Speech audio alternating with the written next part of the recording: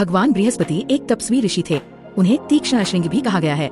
इन्हें अन्य नामों से भी पुकारा जाता है, जैसे सुरगुरु, वाचस्पति, जीव, ब्रह्मणास्पति, पुरोहित, अंगिरसा, अंगिरस का पुत्र और व्यास। उन्हें कभी कभी भगवान अग्नि के साथ पहचाना जाता है। धनुष, बाण और सोने का परशु इनके हथियार थे और लाल जैसे ताम्र रंग के घोड़े इनके रथ में जोते जाते थे।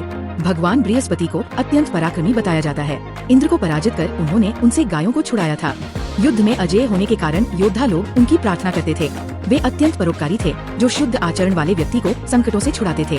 उन्हें गृह पुरोहित भी कहा गया है, जिनके बिना यज्ञ सफल नहीं होते। बृहस्पति को देवताओं के गुरु की पदवी प्रदान की गई है। वे स्वर्ण मुकुट तथा गले में सुंदर माला धारण किए रहते हैं।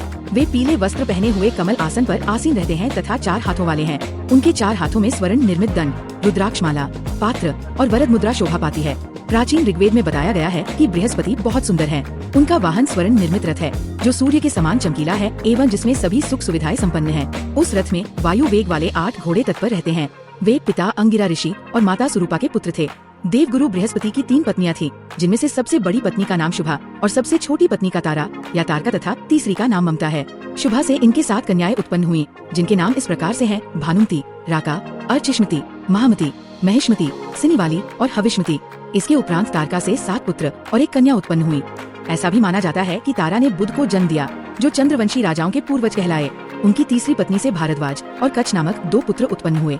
बृहस्पति ने धर्मशास्त्र, नीति शास्त्र, अर्थशास्त्र और वास्तुशास्त्र पर ग्रंथ लिखे।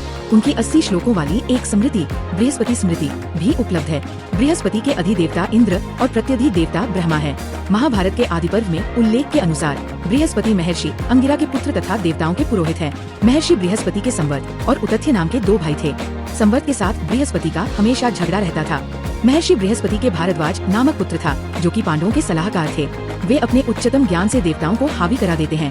असुर एवं दैत्य यज्ञ में विघ्न डालकर देवताओं को क्षीण कर हराने का प्रयास करते रहते थे।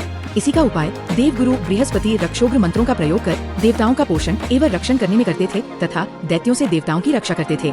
पद्म पुराण के अनुसार देवों और दानवों के युद्ध में जब देव पराजित हो गए और दानव देवों को कष्ट देने लगे, तो बृहस्पति ने शुक्राचार्य का रूप धारण कर दानवों का खात्मा किया और नास्तिक विचारों का प्रचार कर उनका धर्म भ्रष्ट किया।